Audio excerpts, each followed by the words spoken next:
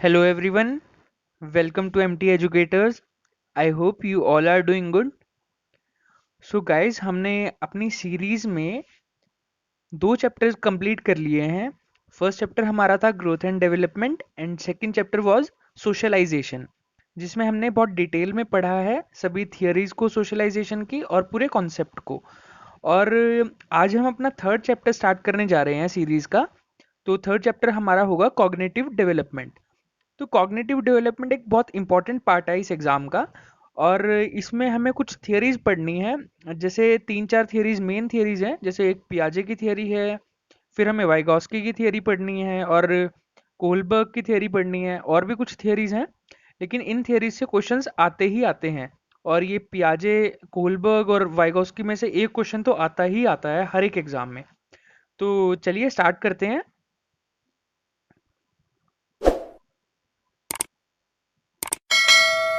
तो भाई हम इनकी कॉग्निटिव डेवलपमेंट की थियरी स्टार्ट करने से पहले हम पियाजे साहब के बारे में ही कुछ पढ़ लेते हैं कि ये कौन थे.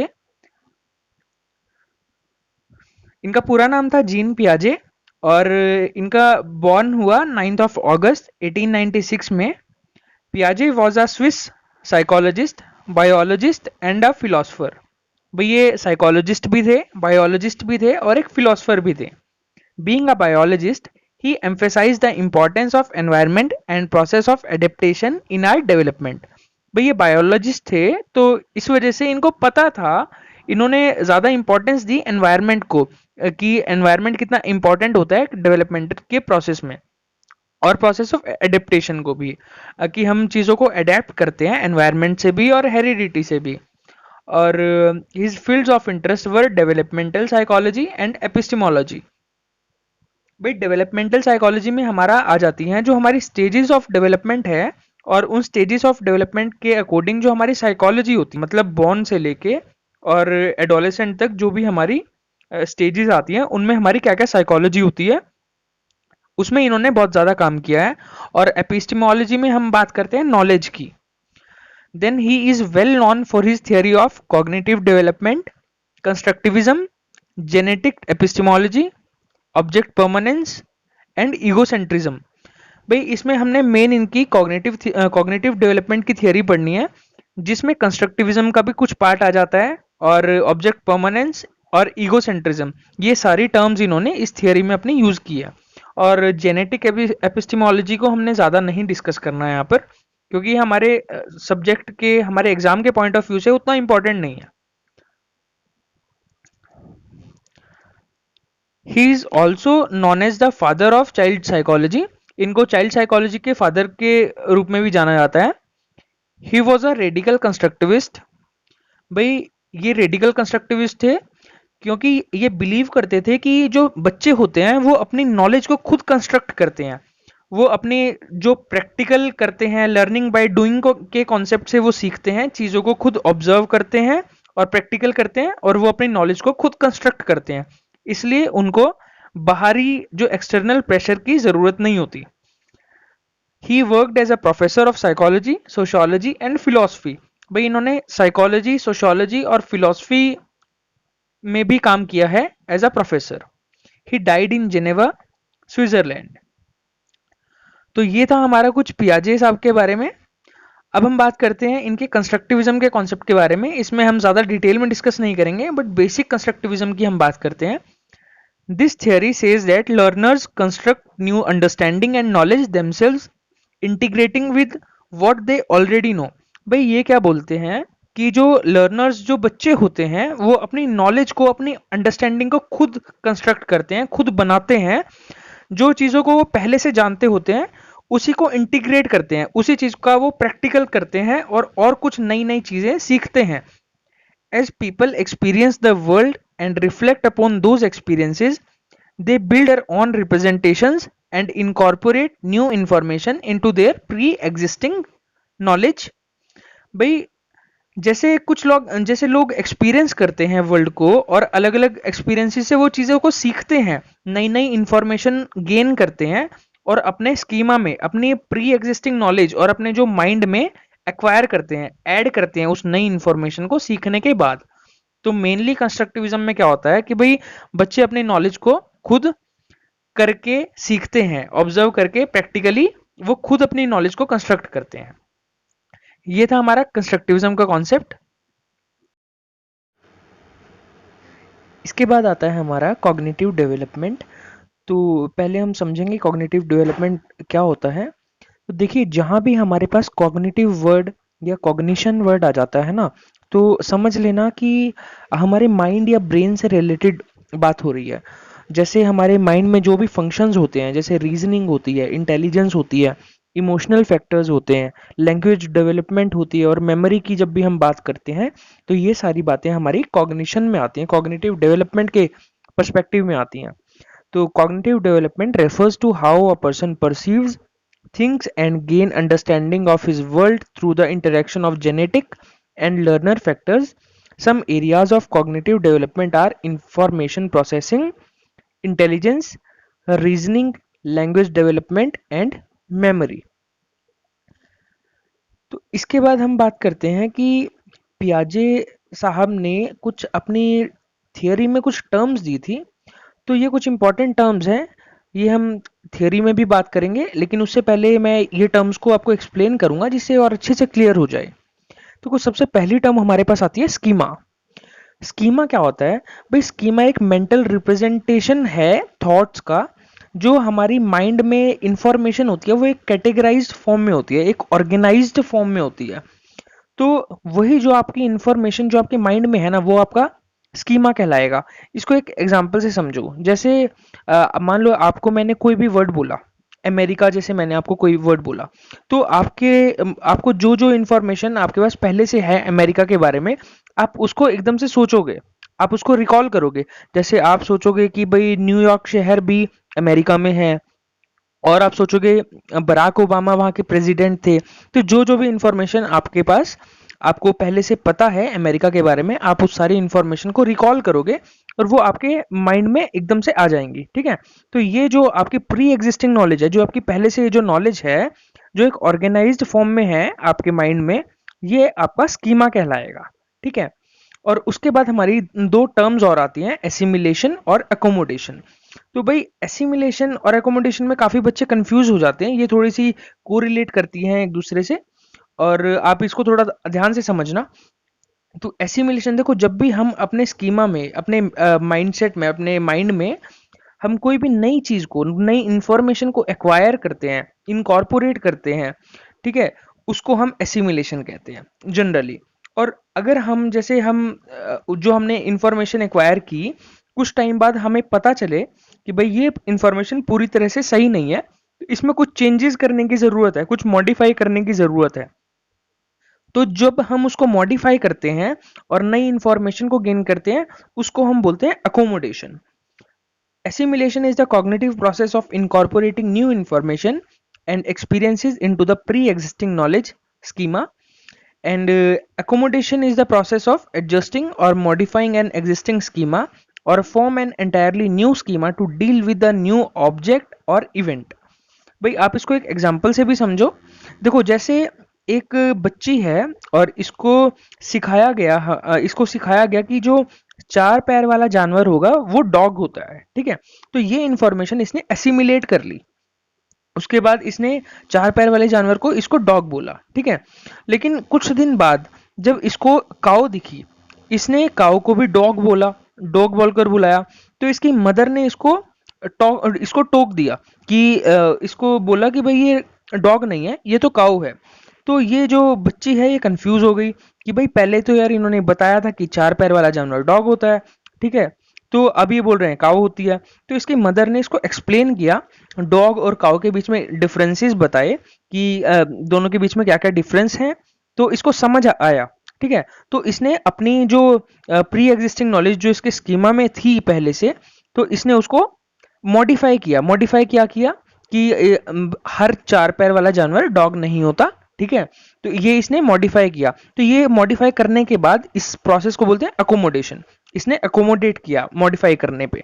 तो आप ऐसे समझो कि जो स्कीमा है वो आपकी प्री एग्जिस्टिंग नॉलेज है, जो आपको पहले से पता है, जो आपका माइंडसेट है पहले से, और उसके बाद एसिमिलेट करते हो। आप जब कोई नई नॉलेज को गेन करते हो, नई इंफॉर्मेशन को गेन करते हो, उसको बोलते हैं एसिमिलेशन। और जब आप उस इंफॉर्मेशन को मॉडिफाई करते हो बाद में, जब उसको करेक्ट करते हो, तो उसको हम बोलते हैं अकोमोडेशन।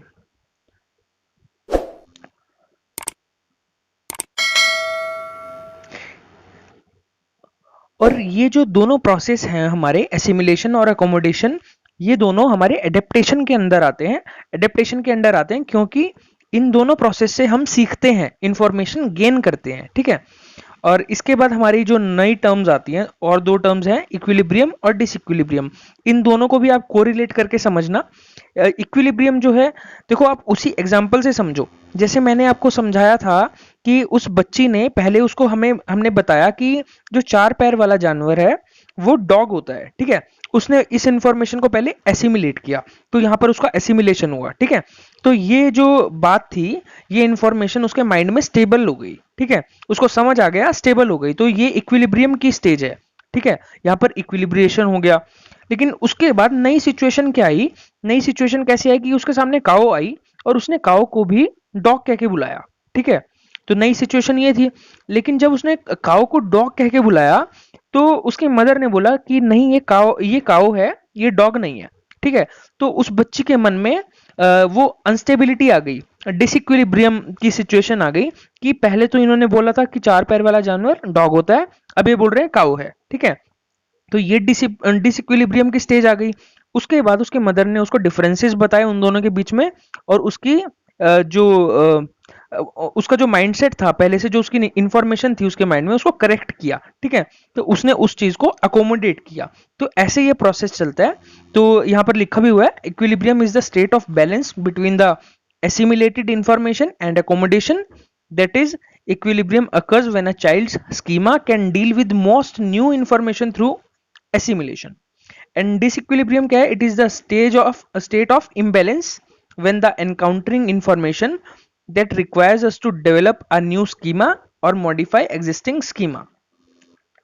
तो ये दोनों टर्म्स भी आपको क्लियर हो गई होंगी। उसके बाद हमारी नेक्स्ट टर्म आती है ऑब्जेक्ट परमानेंस।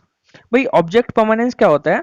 जैसे आप बिल्कुल छोटे बच्चे की बात करोगे ना, 8-9 महीने से पहले के बच्चे की अगर आप बात करोगे, तो उसके सामने से कोई चीज आप हटा दोगे ना, तो वो भूल जाएगा कि भाई ये भी कोई चीज एग्जिस्ट करती थी। लेकिन 8-9 महीने के बाद की स्टेज ये आ जाती है ऑब्जेक्ट परमानेंस। उसमें अगर आप बच्चे के सामने से कोई चीज उठाओगे, तो बच्चा रोएगा। उसको पता है कि भाई चाहे ये चीज मैं देख नहीं सकता, लेकिन ये एग्जिस्ट करती है, ठीक है। तो इसमें लिखा हुआ है, it is the understanding that objects continue to exist even when they can't be seen, heard और सेंस्ड। इसके बाद आती है टर्म ईगोसेंट्रिज्म। भाई ईगोसेंट्रिज्म क्या होती है? बच्चा जो होता है उसमें बहुत आय आय की फीलिंग होती है, ठीक है। मैं की भावना बहुत ज्यादा होती है उसमें। वो सिर्फ अपने पर्सपेक्टिव से सोचता है, अपने पॉइंट ऑफ व्यू से सोचता है हर चीज को। वो दूसरे के पॉइंट ऑफ व्यू से बिल्कुल नहीं सोचता, और हर चीज को उसको लगता है जैसा वो सोच रहा है, जैसा वो फील करता है, दूसरे लोग भी सिचुएशन को वैसे ही फील करते हैं, वैसे ही अज्यूम करते हैं, ठीक है। Egocentrism refers to the child's inability to see a situation from other person's point of view. The egocentric child assumes that other people see, hear and feel exactly the same as the child does. उसके बाद हमारी term आती है animism.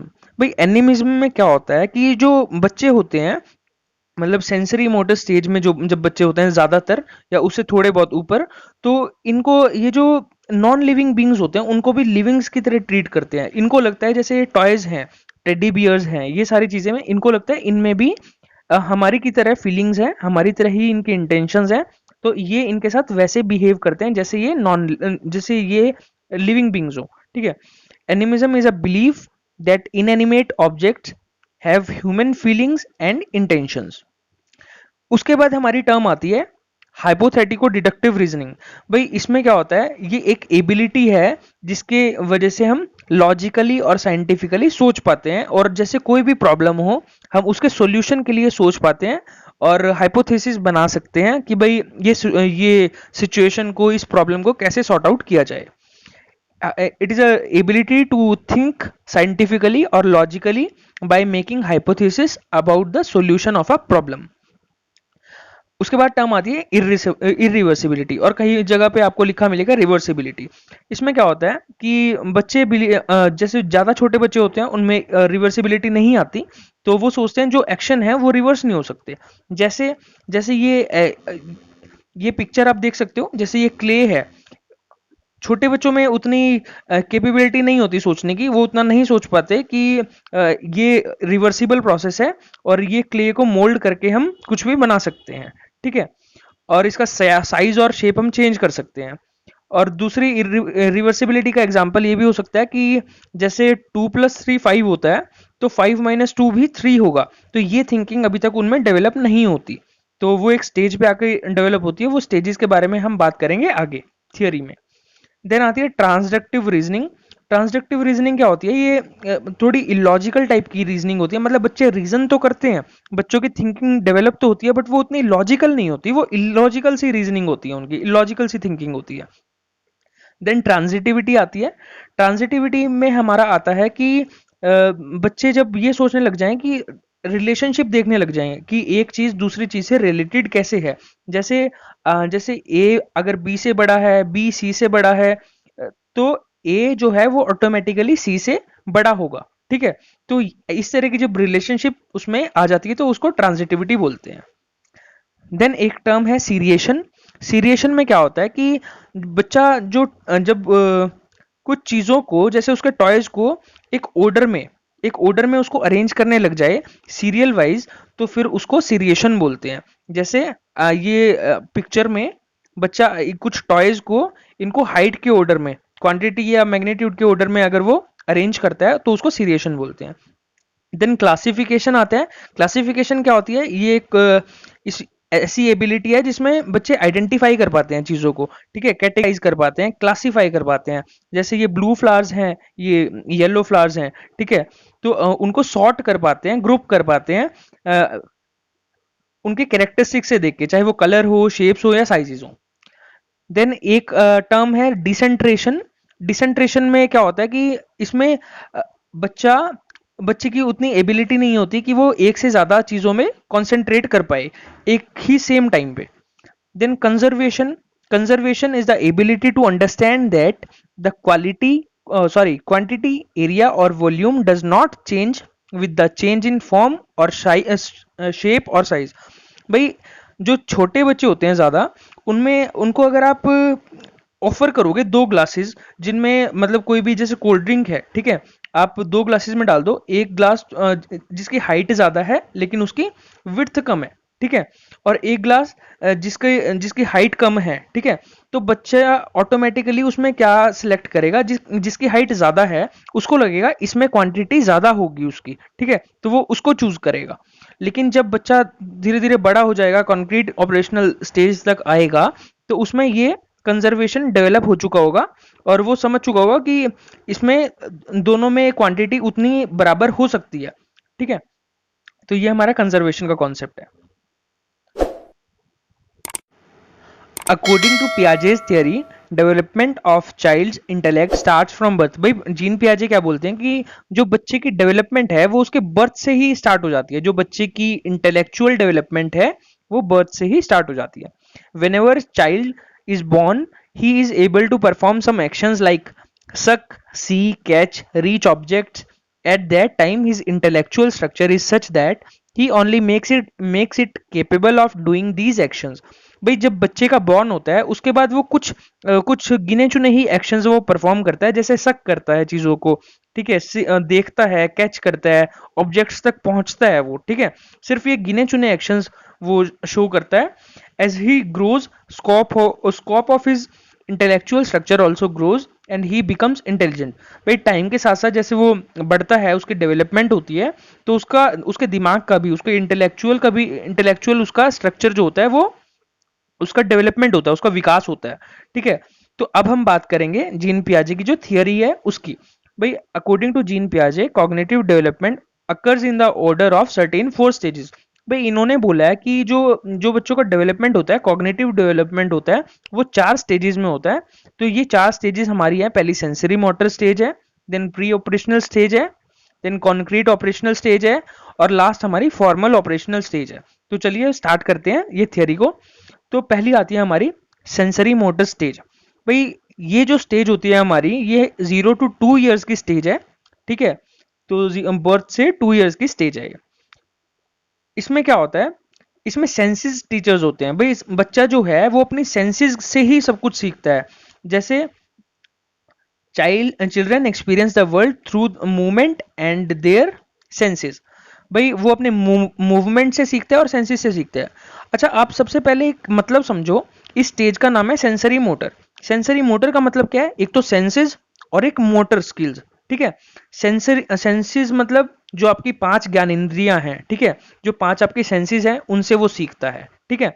और दूसरा motor, जिसमें लिखा हुआ है मोटर का मतलब है बच्चा जो मोटर्स, मैंने आपको ग्रोथ एंड डेवलपमेंट के टाइम पर कुछ बताया था ऐसा कि ग्रोस मोटर स्किल्स होते हैं और फाइन मोटर स्किल्स होते हैं। तो बच्चा इस स्टेज में मोटर स्किल्स अपने जो ग्रोस मोटर स्किल्स होते हैं उनको यूज करता है ज्यादातर, ठीक है। जैसे अपने हाथ की और बड़ी मसल की जो मूवमेंट होती है वो करता है, ठीक है। फिर धीरे धीरे उसकी फाइन मोटर स्किल्स की डेवलपमेंट होती है।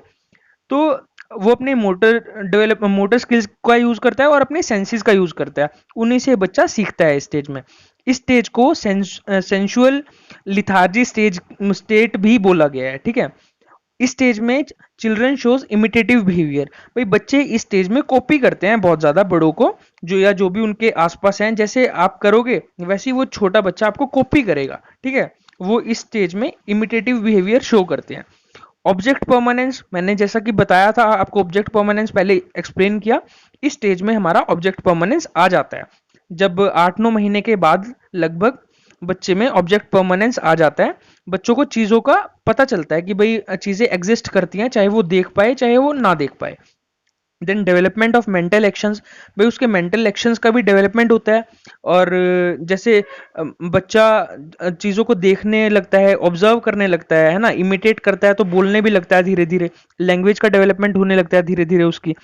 Intelligence of child is expressed by actions performed by him in case of hunger he does. भाई देखो, जो बच्चा होता है ना उसकी इंटेलिजेंस हम कैसे देख पाते हैं, कैसे ऑब्जर्व करते हैं, कि भाई जैसे वो एक्शंस करेगा उसी से हम ऑब्जर्व करते हैं। जैसे एक नॉर्मल एक क्राइटेरिया बना दिया गया है कि भाई इस स्टेज तक बच्चा ये एक्शंस परफॉर्म करता है, ठीक है। और यूजुअली अगर वो बच्चा उन चीज़ों को परफॉर्म करता है तो वो एक नॉर्मल चाइल्ड में गिना जाएगा। अदरवाइज उसको स्पेशल चाइल्ड में भी होने के चांसेस उसके हो जाते हैं, ठीक है। तो जैसे जब उसको भूख लगती है, बच्चा रोता रोता है नॉर्मली, ठीक है। और अगर बच्चा नहीं रो रहा या उसकी सेंसेस उतने स्ट्रांग नहीं है, ठीक है, तो शायद उसको कुछ प्रॉब्लम हो, ठीक है, तो वो नॉर्मल चाइल्ड ना हो, ठीक है। तो ये थी हमारी सेंसरी मोटर स्टेज। उसके बाद हम बात करते हैं, सेकेंड स्टेज हमारी आती है प्री ऑपरेशनल स्टेज। भाई ये स्टेज जो हमारी है, ये 2 to 7 years की स्टेज है। और यहाँ पर आप देखोगे ऑपरेशन जो वर्ड है ना, यहाँ पर ऑपरेशन का मतलब है मेंटल प्रोसेसेस, ठीक है। जो मेंटल फंक्शंस बच्चों के होते हैं उनका डेवलपमेंट होता है इस स्टेज में। यहाँ पर ट्रांसडक्टिव रीजनिंग आ जाती है, ठीक है। ट्रांसडक्टिव रीजनिंग मैंने पहले एक्सप्लेन किया कि बच्चों में रीजनिंग तो आती है बट वो उतनी लॉजिकल नहीं होती, ठीक है। वो थोड़ी इलॉजिकल रीजनिंग होती है उनकी। तो बच्चे कुछ भी मतलब उल्टे सीधे सवाल पूछते हैं इस स्टेज में, किसी भी चीज को लिंक कर लेते हैं वो। भाई ये क्रूशियल स्टेज है लैंग्वेज डेवलपमेंट के लिए। यहाँ पर भाषा का बहुत ज्यादा विकास होता है, ठीक है। बच्चा नए नए शब्दों को सीखता है, उसकी वोकेबुलरी इंक्रीज होती है, ठीक है। अकॉर्डिंग टू पियाजे, child learns to think first and develops the language later and collects new information। भाई पियाजे के अकॉर्डिंग जो बच्चा होता है वो पहले सोचना सीखता है, पहले वो सोचता है, और उसकी जो लैंग्वेज डेवलपमेंट होती है वो बाद में होती है, ठीक है। और इस चीज में जो अगली हम थ्योरी पढ़ेंगे वाइगॉस्की की, इस चीज में वाइगॉस्की और पियाजे के जो व्यूज हैं वो कॉन्फ्लिक्ट होता है उन दोनों में। ये दोनों इस चीज के एंटी हैं, मतलब वो कुछ और बोलते हैं, ये कुछ और बोलते हैं, ठीक है। तो in this stage child recognize the objects of his surroundings and begin to recognize difference in them। भाई बच्चा इस स्टेज में अपने आसपास के ऑब्जेक्ट्स को, चीजों को पहचानने लगता है और दो चीजों में डिफरेंस देखने लगता है, कि ऑब्जर्व करने लगता है कि क्या क्या इनमें डिफरेंस है, क्या क्या इनमें सिमिलैरिटी है। उसके बाद इस स्टेज में इरिवर्सिबिलिटी होती है, मतलब जो बच्चा होता है, बच्चे में रिवर्सिबिलिटी नहीं आई होती। जैसे 3 साल के बच्चा होगा तो उसमें रिवर्सिबिलिटी नहीं आई होगी। वो ये नहीं सोच सकता कि जो पानी है, पानी बर्फ भी बन सकता है और बर्फ से पानी भी बन सकता है। ठीक है, वो ये नहीं सोच सकता कि जैसे मैंने पहले एग्जांपल दिया कि 2 + 3 5 होता है, तो 5 - 3 2 होगा। ठीक है, तो इस स्टेज में ईगोसेंट्रिज्म भी बहुत ज्यादा होता है। द फीलिंग ऑफ आई, बच्चा सिर्फ अपने पर्सपेक्टिव से सोचता है। ठीक है, एनिमिज्म भी इसी स्टेज में होता है। मतलब बच्चा जैसे खिलौनों से खेलता है, तो जो टेडी बियर्स वगैरह जो सब होते हैं, ये सारी चीजें, तो वो नॉन लिविंग थिंग्स को लिविंग बींग्स की तरह ट्रीट करता है। इस स्टेज को हम प्री चाइल्डहुड एज के नाम से भी जानते हैं और प्री गैंग एज के नाम से भी इस स्टेज को जानते हैं। तो ये थी हमारी प्री ऑपरेशनल स्टेज। इसके बाद हम बात करते हैं कॉन्क्रीट ऑपरेशनल स्टेज की। भाई ये स्टेज जो है हमारी, ये 7 to 11 ईयर्स की स्टेज है। इस स्टेज में क्या होता है, child gains a better understanding of mental operations. भाई उसके मेंटल ऑपरेशंस जो होते हैं वो और भी ज्यादा बेटर हो जाते हैं। ठीक है, वो कुछ कॉन्क्रीट लॉजिक समझने लग जाता है, मतलब कुछ लॉजिकल चीजें वो सीखने लग जाता है, समझने लग जाता है। ठीक है, child begins thinking logically about concrete events but have difficulty in understanding abstract और हाइपोथेटिकल कॉन्सेप्ट्स। भाई इसमें रीजनिंग आ जाती है, लॉजिकल वे में वो सोचने लग जाता है, लेकिन जो ज्यादा एब्स्ट्रैक्ट चीजें हैं, ज्यादा कॉम्प्लिकेटेड चीजें हैं, वो उनका लॉजिक नहीं समझ पाता अभी। ठीक है, तो रिवर्सिबिलिटी इस स्टेज में आ जाती है। उसको वो समझता है कि पानी बर्फ बन सकती है और बर्फ से पानी बन सकता है। ठीक है, रिवर्सिबिलिटी स्टेज में आ जाती है। और ट्रांजिटिविटी भी स्टेज में आ जाती है, ट्रांजिटिविटी डेवलप हो जाती है। वो दो चीजों के बीच में रिलेशनशिप देखने लग जाता है कि कौन सी चीज किस चीज से रिलेटेड है। जैसे भाई रोटी जो बनती है वो आटे से बनती है। ठीक है, और ऐसे जो रिलेशनशिप्स हैं चीजों के बीच में, वो समझने लग जाता है। ठीक है, और क्लासिफिकेशन उसमें आ जाता है, वो क्लासिफाई कर पाता है ऑब्जेक्ट्स को, अलग अलग डिफ्रेंशिएट कर पाता है उन चीजों को। उसके बाद डिसेंट्रेशन आ जाता है इस स्टेज में। जैसे मल्टीपल काम वो कर सकता है एक टाइम पर। ठीक है, आपने देखा होगा जो छोटे बच्चे होते हैं वो एक टाइम पर एक ही काम करते हैं। जैसे अगर आप एक बच्चे को अपनी उंगली पकड़ाओगे तो वो अपने पूरे हाथ से उंगली पकड़ेगा। ठीक है, जो सेंसरी मोटर स्टेज का बच्चा होगा।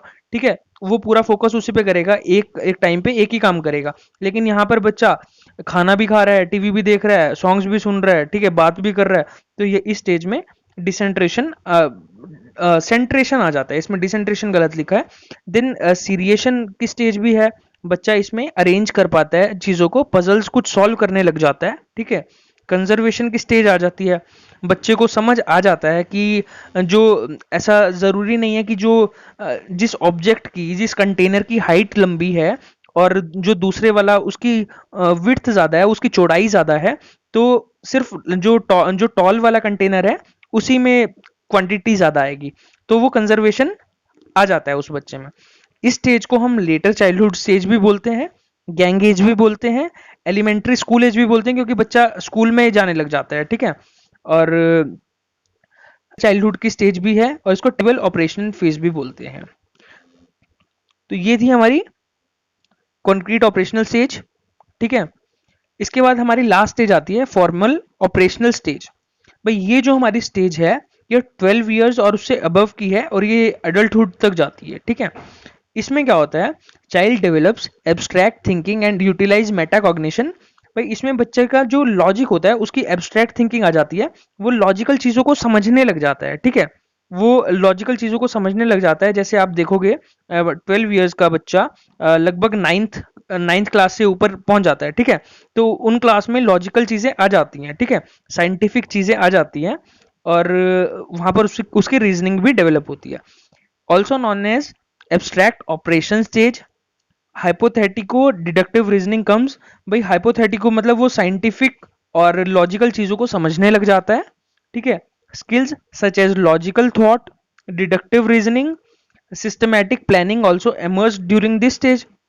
जैसा कि मैंने बताया, लॉजिकल थिंकिंग उसकी डेवलप हो जाती है, चीजों को जनरल टू स्पेसिफिक वो समझने लग जाता है, उसकी रीजनिंग जो होती है वो मतलब इंडक्टिव और डिडक्टिवली दोनों चीजों में वो कर पाता है। मतलब फॉर्मूला टू एग्जांपल्स अप्लाई कर पाता है और एग्जांपल्स टू फॉर्मूला भी समझ पाता है चीजों को। और सिस्टमैटिक प्लानिंग भी वो कर लेता है इस स्टेज में आके। और फिर ये एडोलेसेंस की स्टेज भी होती है, तो एडोलेसेंट इगोसेंट्रिज्म इसमें होता है। जैसे आपको पता है जो एडोलेसेंट्स होते हैं, एडोलेसेंट्स में क्या होता है भाई, बच्चों में थोड़ा शो ऑफ ज्यादा होता है, ठीक है। इस स्टेज में हार्मोन्स भी चेंज होते हैं, तो बच्चों में अट्रैक्शन होती है, तो उनमें अपनी सुपीरियरिटी शो करने का भी बहुत ज्यादा चाव होता है, ठीक है। तो इस स्टेज में भी ईगोसेंट्रिज्म आता है। और ये स्टेज जो है हमारी, ये डाइवर्जेंट स्टेज है, कन्वर्जेंट भी है, और इसमें क्रिएटिव थिंकिंग भी डेवलप होती है। तो ये थी हमारी फॉर्मल ऑपरेशनल स्टेज। तो हमने ये पियाजे की थियरी हमने डिस्कस की। मेन हमारी थियरी ये थी 4 स्टेजेस की, लेकिन जो इसमें जो टर्म्स यूज की हुई थी सारी, ये सारी टर्म्स मैंने आपको पहले ही एक्सप्लेन कर दी थी, जिससे आपको आगे समझने में दिक्कत ना आए, ठीक है। आई होप आप सबको ये क्लियर हो गया होगा। तो मैंने इसमें स्टार्ट किया जीन पियाजे से, और उसके बाद मैंने इनके कंस्ट्रक्टिविज्म के बारे में आपको थोड़ा सा एक्सप्लेन किया, देन कॉग्निटिव डेवलपमेंट एक्सप्लेन किया, देन मैंने आपको सारी की टर्म्स एक्सप्लेन की, schema, assimilation, accommodation, equilibrium, disequilibrium, object permanence, egocentrism, animism, hypothetical deductive reasoning, irreversibility, transductive reasoning, transitivity, seriation, classification, decentration, conservation। और फिर हमने ये 4 स्टेजेस की बात की, ठीक है। आप यहाँ से भी इसको रिवाइज कर सकते हो। सेंसरी मोटर हमारी बर्थ टू 2 ईयर्स की है, ठीक है। यहाँ पे वो जो एनवायरनमेंट को एक्सपीरियंस करता है अपनी 5 सेंसेस से करता है। प्री ऑपरेशनल में 2 to 6 ईयर्स की स्टेज है, इलॉजिकल थिंकिंग होती है और लैंग्वेज डेवलपमेंट होता है। कॉन्क्रीट में 7 to 11 या 12 ईयर्स की स्टेज है, ठीक है। यहाँ पर लॉजिकल होती है बट प्रैक्टिकल नहीं होती, उतनी प्रैक्टिकल नहीं होती। सॉरी, इसमें कुछ गलत लिखा हुआ है, मतलब उसमें लॉजिकल थिंकिंग स्टार्ट हो जाती है बट कॉन्क्रीट होती है, वो एब्स्ट्रैक्ट नहीं होती, ठीक है, लीनियर थिंकिंग होती है। और इसमें लॉजिकल विद जो फॉर्मल ऑपरेशनल है, इसमें लॉजिक आ जाता है विद मल्टीपल पॉसिबिलिटीज, ठीक है। और एब्स्ट्रैक्ट थिंकिंग इसमें डेवलप हो जाती है। तो ये थी हमारी आज की वीडियो, आज का सेशन ये हमारा था पियाजे को लेकर। और आई होप आप सबको ये समझ आ गया होगा। और अगर आपको कोई भी डाउट आता है तो you can write down in the comment section. और सो गाइस, हम मिलते हैं नेक्स्ट वीडियो में। Thank you for watching and stay connected for the upcoming videos.